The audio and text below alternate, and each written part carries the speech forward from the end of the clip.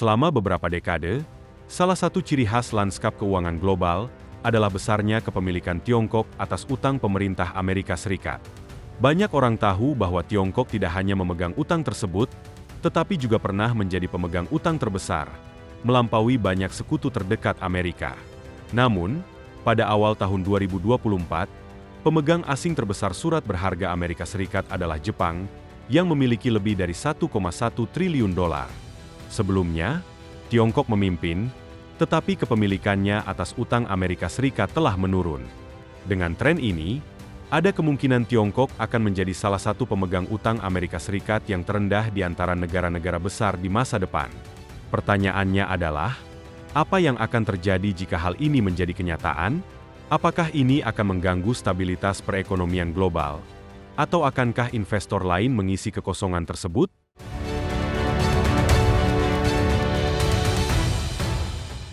Untuk memahami isu ini, penting untuk mengetahui apa itu utang pemerintah Amerika Serikat.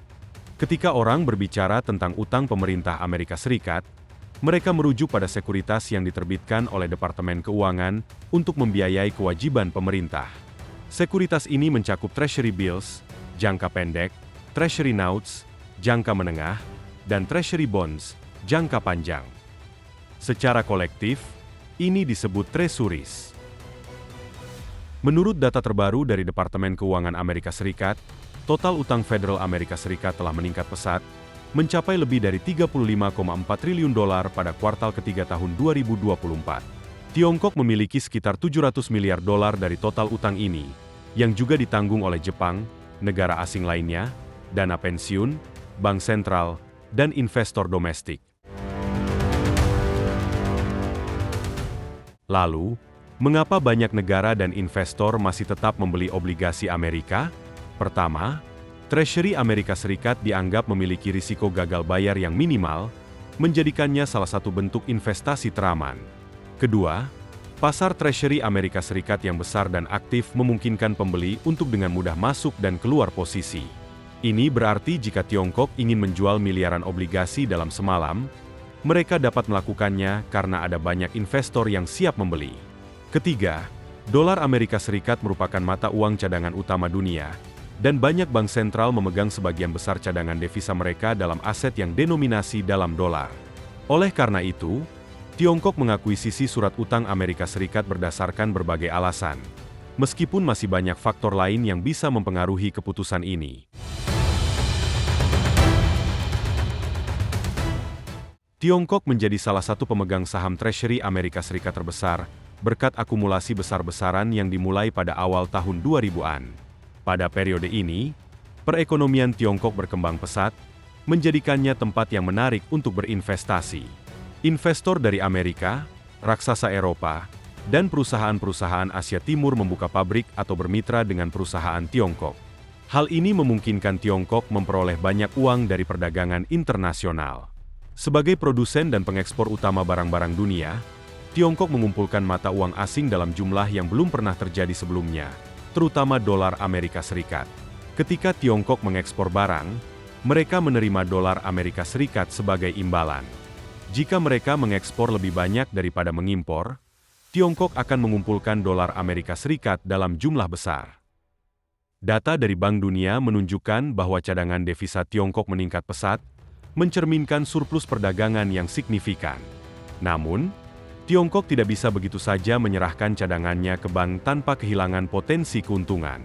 Salah satu cara untuk mengelola cadangan devisa yang besar adalah dengan menginvestasikannya, dan aset yang aman seperti Treasury Amerika Serikat menjadi pilihan yang tepat. Oleh karena itu, Bank Rakyat Tiongkok, PIK, mulai membeli Treasury Amerika Serikat, dan seiring waktu, kepemilikan ini meningkat secara dramatis. Grafik pemegang asing surat utang Amerika Serikat dari tahun 2000 hingga 2008 menunjukkan bahwa Jepang adalah pemilik terbesar selama periode tersebut, mengingat surplus perdagangan yang besar dengan Amerika Serikat.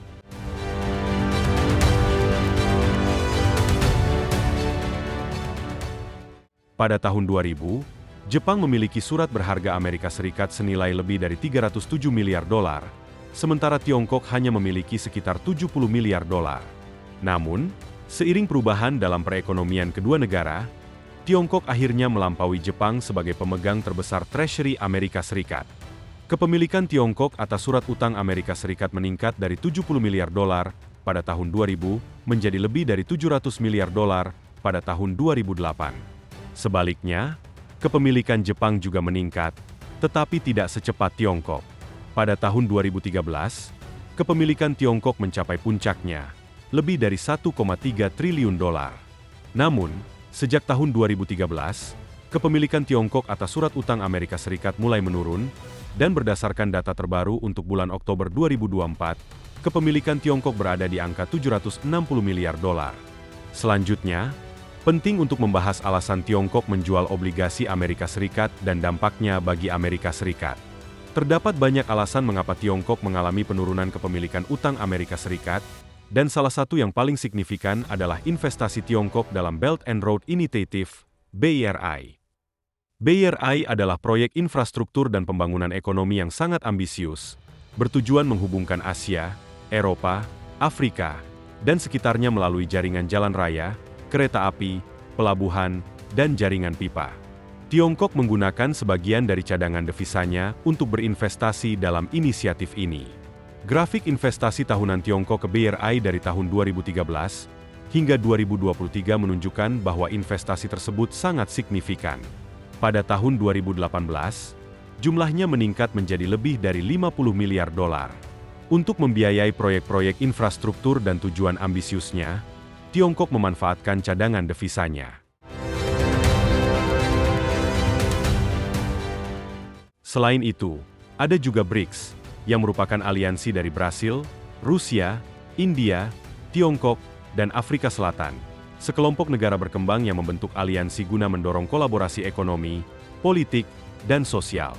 BRICS didirikan untuk memberikan penyeimbang terhadap lembaga-lembaga keuangan yang didominasi negara-negara barat, seperti Dana Moneter Internasional, IMF, dan Bank Dunia. Dalam kelompok ini, Tiongkok merupakan salah satu anggota yang secara kolektif mengurangi kepemilikan mereka atas obligasi Amerika Serikat. Dengan mengurangi ketergantungan pada Treasury Amerika Serikat, negara-negara BRICS bertujuan untuk mendiversifikasi cadangan devisa, mendorong penggunaan mata uang lokal, dan mengembangkan sistem keuangan yang lebih tahan terhadap kebijakan lembaga keuangan barat. Ketiga, Tiongkok juga telah meningkatkan cadangan emasnya. Grafik cadangan emas Tiongkok menunjukkan bahwa pada tahun-tahun yang sama ketika total kepemilikan Tiongkok atas surat utang Amerika Serikat menurun, cadangan emas mereka meningkat. Ini tidak hanya disebabkan oleh kebutuhan untuk diversifikasi, tetapi juga merupakan langkah strategis untuk memperkuat kedaulatan ekonomi. Dengan beralih dari Treasury Amerika Serikat dan mengumpulkan emas, Tiongkok bertujuan melindungi diri dari potensi gangguan keuangan akibat tekanan eksternal, termasuk ketegangan geopolitik dan sanksi.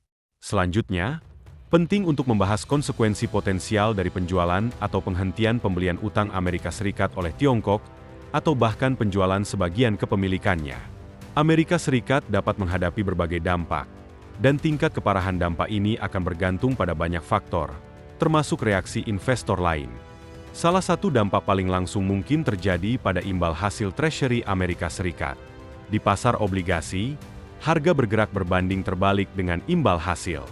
Jika pemegang obligasi besar seperti Tiongkok mengurangi pembeliannya, penurunan permintaan dapat menyebabkan harga Treasury turun dan imbal hasil naik.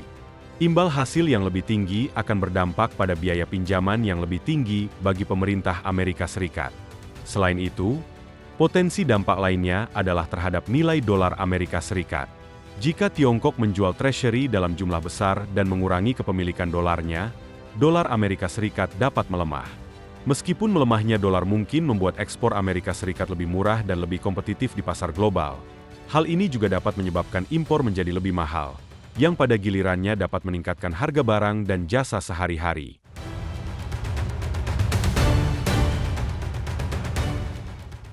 Aksi jual besar-besaran obligasi pemerintah Amerika Serikat oleh Tiongkok dapat menciptakan kegelisahan di pasar global.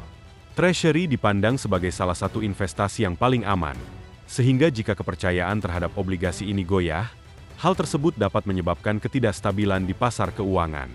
Namun, pasar Treasury Amerika Serikat sangat besar, dengan volume perdagangan harian seringkali melebihi 500 miliar dolar. Meskipun pergeseran besar-besaran dari Tiongkok pasti akan menjadi perhatian utama, kedalaman pasar mungkin dapat menyerap sebagian dampaknya, terutama jika investor lain melihat treasury sebagai aset yang menarik. Dalam beberapa tahun terakhir, hubungan ekonomi antara Tiongkok dan Amerika Serikat telah menjadi sorotan utama di seluruh dunia. Tiongkok, sebagai salah satu pemegang utang terbesar di dunia, telah secara signifikan berinvestasi dalam obligasi Treasury Amerika Serikat. Ini bukan hanya membantu membiayai defisit anggaran Amerika, tetapi juga memberikan Tiongkok tempat yang stabil untuk menempatkan surplus dolar mereka. Namun, saat ini kita melihat tren yang semakin mengkhawatirkan. Tiongkok mulai mengurangi kepemilikannya atas utang Amerika Serikat. Langkah ini dapat memiliki konsekuensi besar, tidak hanya bagi kedua negara, tetapi juga untuk perekonomian global secara keseluruhan. Jika Tiongkok terus mengurangi investasi ini, kita dapat melihat dampak pada nilai dolar, suku bunga, dan stabilitas pasar keuangan internasional. Dengan semua perubahan ini, muncul sebuah pertanyaan penting bagi kita untuk terus memantau perkembangan yang terjadi. Apa yang akan terjadi jika Tiongkok benar-benar berhenti membeli utang Amerika Serikat? Beritahu kami pendapat Anda di kolom komentar di bawah.